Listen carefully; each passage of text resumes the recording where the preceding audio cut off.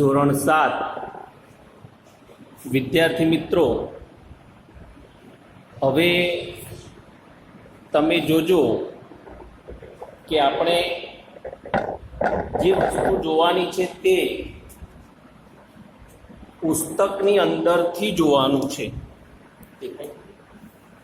પુસ્તકની અંદરથી દેખાય તમારે જોવાનું કે જે આલેખ પરથી પ્રશ્નોના જવાબ આપવાના છે. આલેખ પરથી પ્રશ્નોના જવાબ છે અને એની અંદર જુદા જુદા પ્રકારે જુદી જુદી રીતે કેવા આલેખ છે એ આલેખની અંદર જે ચિત્ર આપેલું હોય એ ચિત્ર પરથી તમારે જવાબો આપવાના છે. અથવા જો ચિત્ર ના હોય તો આલેખ દોરવાનો છે અને એ દોરી અને પછી જ કામકાજ કરવાનું છે. ઘણી વખત આલેખ આપેલો હોય અને એના પ્રશ્નોના જવાબ તમારે આપવાના કે કયા આલેખમાં કોને કેટલું વધારે કામ કર્યું છે. દાખલા તરીકે હું કહું કે આ એક સત્ર અને બીજા સત્રનો દાખલો છે. હવે એની અંદર શું હોય કે વિષય છે પ્રથમ સત્ર, બીજું સત્ર, એમાં અંગ્રેજી વિષયમાંથી 67 છે, 70 છે, હિન્દીમાં 72 છે, 65 છે, ગણિતમાં 88 છે, 95 છે, વિજ્ઞાનમાં 81 છે, 85 અને સામાજિક વિજ્ઞાનમાં 73, 75. આવી રીતે જ્યારે તમને માળખું આપ્યું હોય અને પ્રશ્નોના જવાબ, અને આમાં આલેખ દોરવાનો આવે છે. આલેખ કઈ રીતે દોરવો એ હું તમને સમજાવીશ. આના ઉપરથી આપણે આ પ્રશ્નોના જવાબ પણ આપી શકીએ છીએ. કેવી રીતે પ્રશ્નોના જવાબ હોય કે વિદ્યાર્થીઓ કયા વિષયના દેખાવમાં સૌથી વધુ સુધારો કર્યો છે. તો અહીંયા જે માર્કિંગ છે એ માર્કિંગની અંદર તમારે જોવાનું કે ભાઈ કયો વિષયમાં વિદ્યાર્થીઓએ અપડેટ થયા છે. તો જુઓ 67માંથી 70 એટલે વધારો કહેવાય, 72માંથી 65 એટલે ઘટાડો કહેવાય, 88માંથી 95 એટલે વધારો કહેવાય, વિજ્ઞાનમાં 81માંથી 85 વધારો કહેવાય, 73માંથી 75 એટલે એ વિષયમાં પણ અપડેટ થયા છે. સૌથી વધુ ઓછો સુધારો કયા વિષયમાં થયો છે? તો 67 હતા, સૌથી ઓછો સુધારો થયો હોય તો તમે 73માંથી 75 થયા છે. આ 81માંથી 85 એટલે 2 માર્ક્સ જ અહીંયા વધ્યા છે, અહીંયા 3 વધ્યા છે. તો શું કોઈ વિષયમાં દેખાવ નીચે ગયો છે? તો કોઈમાં ઘટ્યા હોય એવા કેટલા છે? તો કોઈ વિષય ઘટેલામાંથી તો છે નહીં. તો આ રીતે તમે પ્રશ્નોના જવાબ પણ આપી શકો છો. હવે આપણે આમાં આલેખ એક દોરવાનો છે. એ આલેખ કેવી રીતે દોરવાનો હોય એ હું તમને બતાવું કે ભાઈ આ રીતે આલેખ આપણે દોરી શકતા હોઈએ છીએ. તો એ આલેખ દોરવા માટે શું કરવું પડે? તો એના માટે સૌથી પહેલાં આપણે એક વસ્તુ કામ કરીશું કે દરેકે દરેકની અંદર તમારે આલેખ દોરવાના હોય અને એ આલેખ કઈ રીતે દોરીએ આપણે એ હું તમને બોર્ડમાં બતાવું છું. તમે જોઈ શકશો કે આપણે આલેખ કેવી રીતે દોરી શકીએ. બરોબર? તો તમે બોર્ડની અંદર ધ્યાન રાખો મિત્રો કે આપણે આલેખ કેવી રીતે દોરવો. સૌથી પહેલા એની અંદર આલેખમાં આપણે 2 થી 3 વસ્તુનું ધ્યાન રાખવાનું છે કે જ્યારે પણ કોઈ પણ આલેખ દોરતા હોઈએ ત્યારે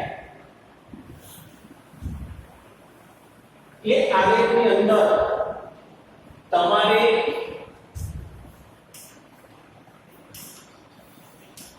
આલેખમાં તમે શીખેલા છો કે 2 અક્ષ હોય.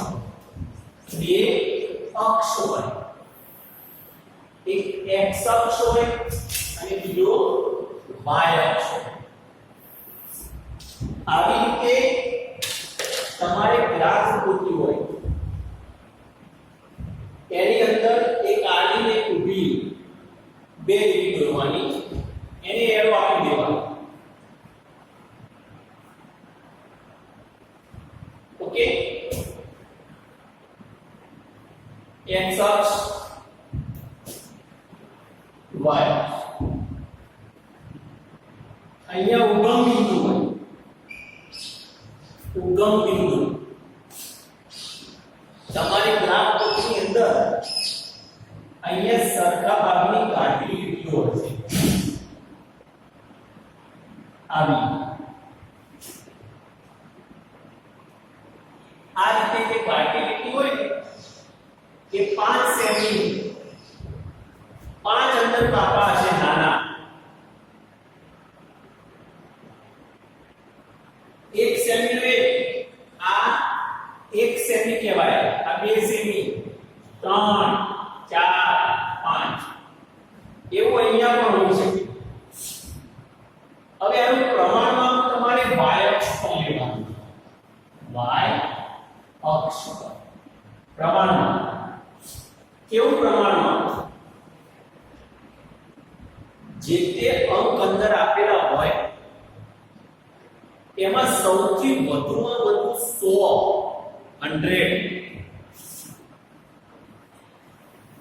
મોટા મોટી સંખ્યા 100 હોય તો તમે 1 સેમી બરાબર 5 સેમી કે પછી અહીંયા 5 બાળક હોય, 5 અંશ સેલ્સિયસ હોય, 5 બાળકો ગેરહાજર હોય, જે હોય એ લખી શકો. 1 સેમી બરાબર 5. તો અહીંયા શું થશે?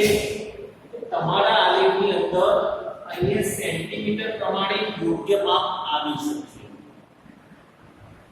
એટલે જો મોટામાં મોટી સંખ્યા 100 હોય તો 5 નું માપ લેજો. 500 હોય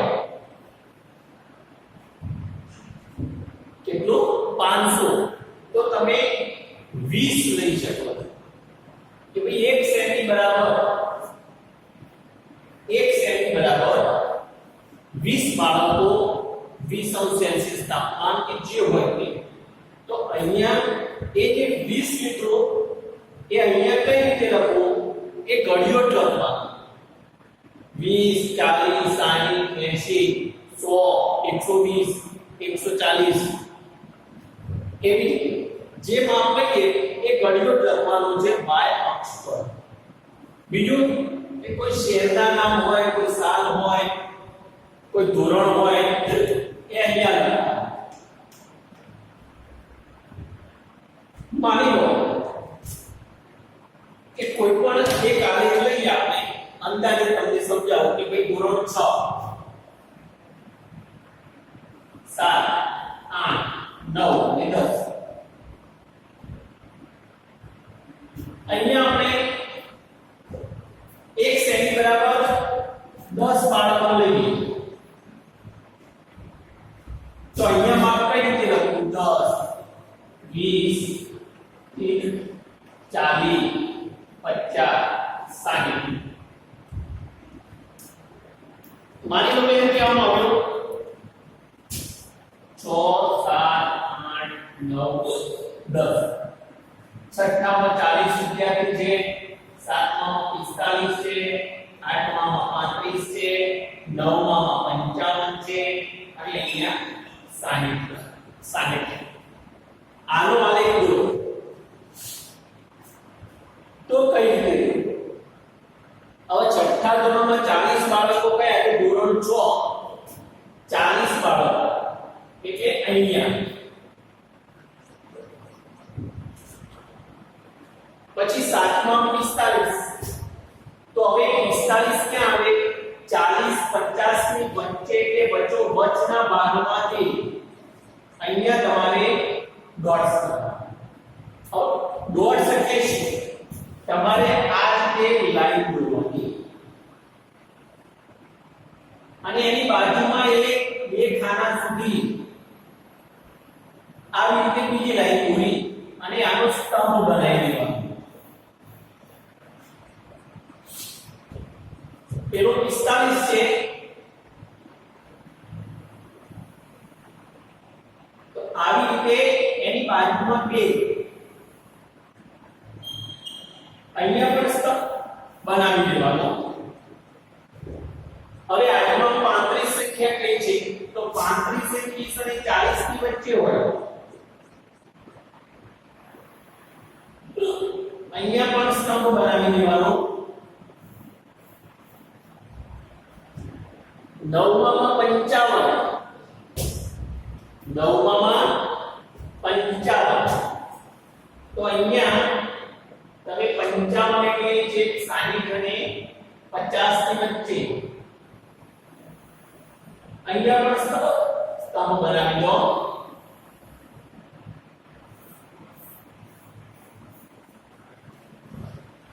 દસમાં 60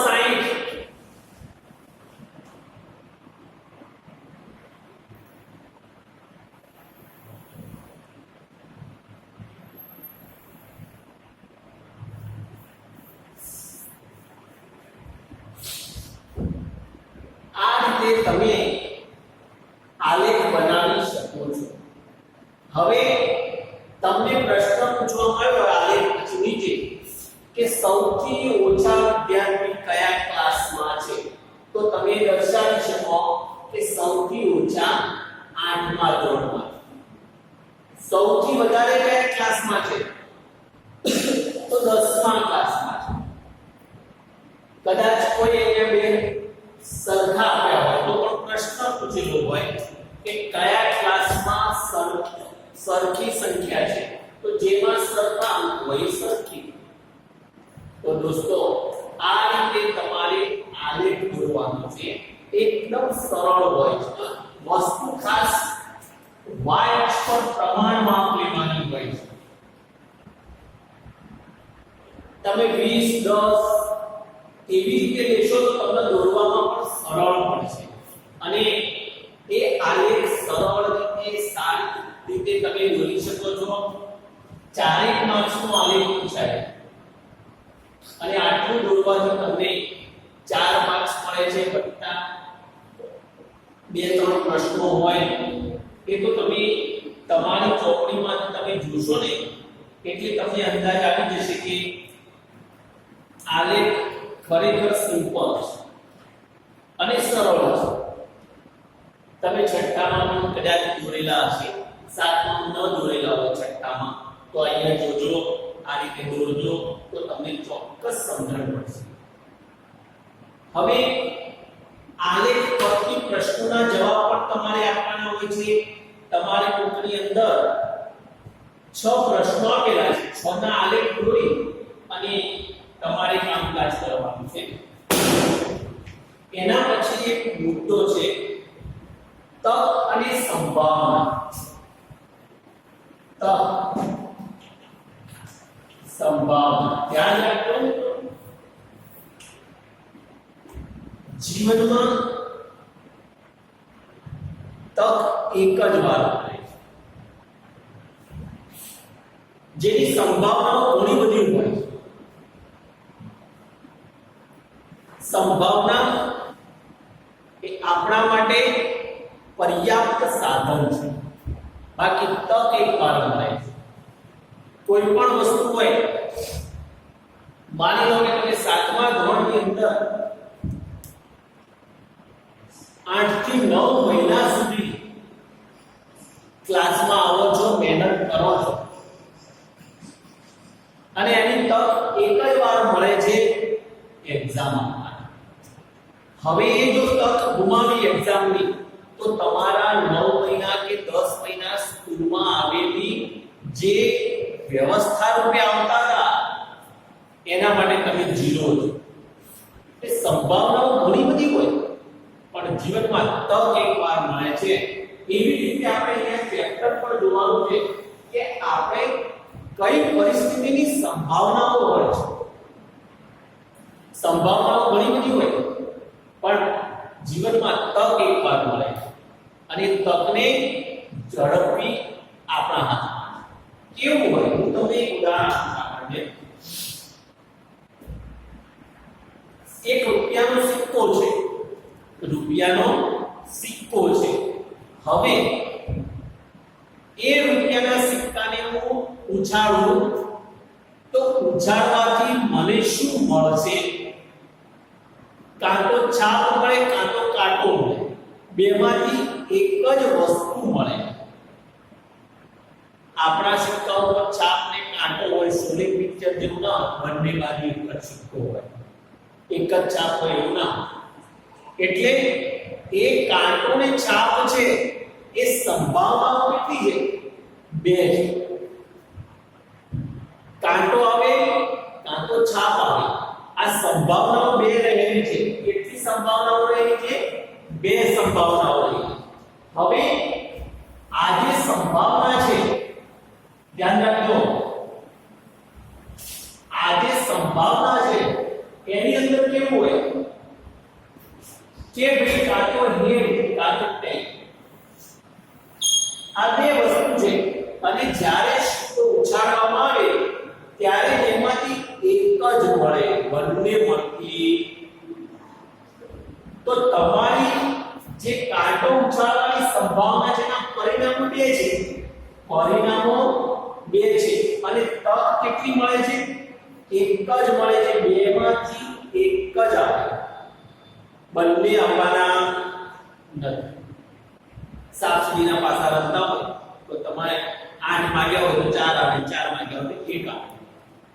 આપણે બધા શક્કુરી તો છીએ નહીં કે એટલા બોલીએ એટલા પડે. શક્કુરી ને એવું હતું કે ભાઈ જે બોલે એ પડે, પણ આપણે તો બધા માણસો છીએ એટલે આપણે નાખીએ એટલે 2 આવે 4 આવે કોને ખબર. પણ સંભાવના કેટલી બધી આપણે આપણી અંદર હોય કે મારે કાં તો 8 આવે 4 આવે, પણ ના, 2 આવે ને 1 આવે. એટલે તક એક જ હોય, સંભાવનાઓ ઘણી બધી છે, શક્યતાઓ ઘણી બધી છે. અહીંયા હું તમને એમ કહું, હવે તમારે અહીંયા ફક્ત એટલું બોલવાનું શક્ય અશક્ય, તારી એટલું બોલજો, પછી આગળ ટોપિક લખવાનું. હું એમ કહું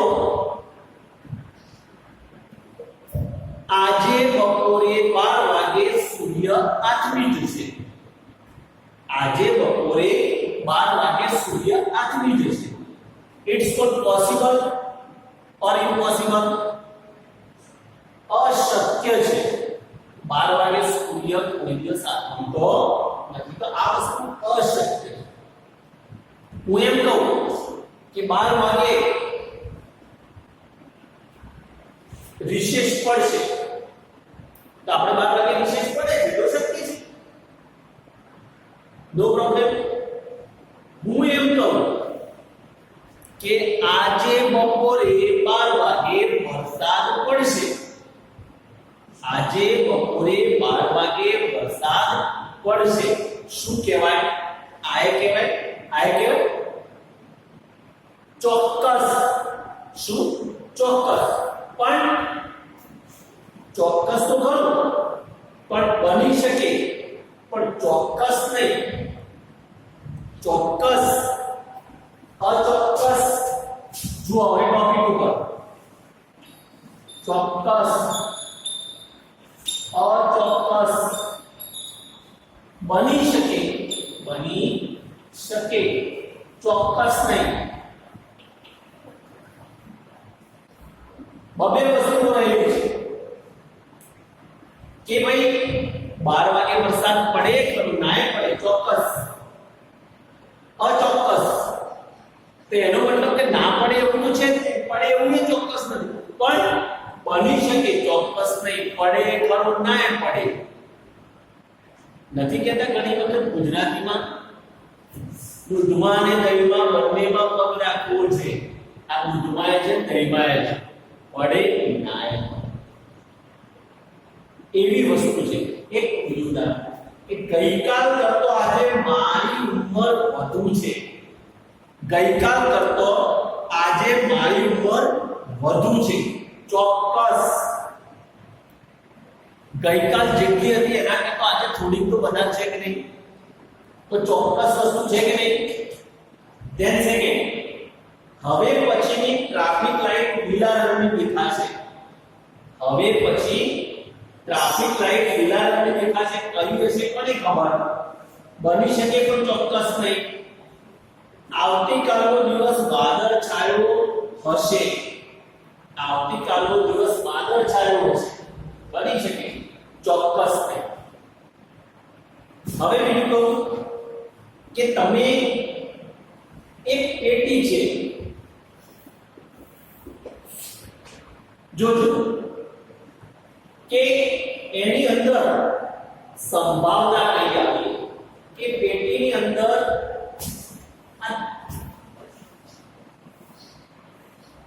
આ લાલ છે, આ પીળો છે, આ કાળો છે, આ સફેદ છે અને આ વાદળી છે.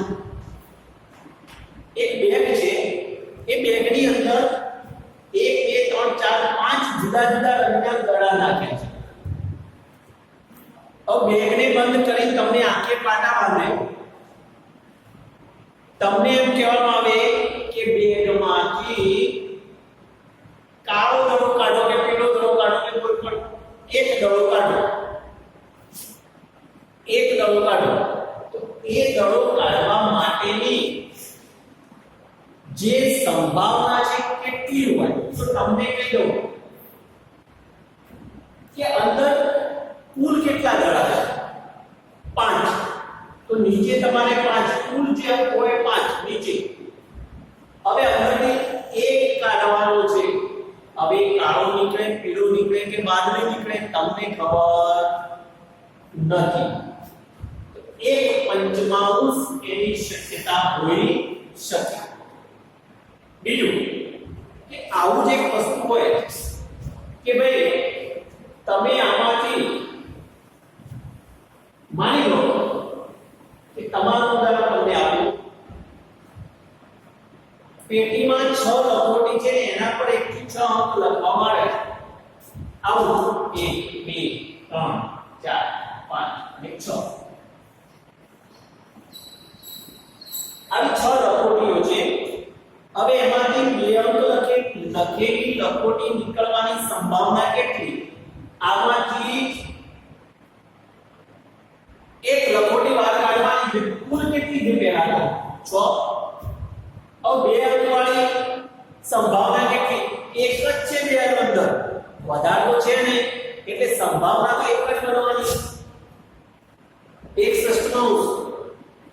હવે આ નીકળે, આ નીકળે, આ નીકળે, ગમે તે એક નીકળવાની, પણ બધી તો કઈ બે તો હાથમાં આવવાની નથી, એટલે 1/6 એની સંભાવના કહી શકાય. તો આવી રીતે બાળકો તમે રમશો, રમત રમશો ને તો કરે સંભાવના. એટલે આની અંદર 3.4 ની અંદર ફક્ત 2-3 પ્રશ્નો છે નાના નાના, એ તમારે લખવાના છે. અને 3.3 અને 3.4 આ બંને આની અંદર આવે છે અને આની અંદર તક અને સંભાવનાના છે. 2-3 દાખલા છે. ખરા ખોટા, શક્ય અશક્ય લખવાનું છે. તો તમે સરસ રીતે આ રીતે જો સમજીને કામકાજ કરશો 100% આવડશે. I promise for you. Okay, bye, Tata.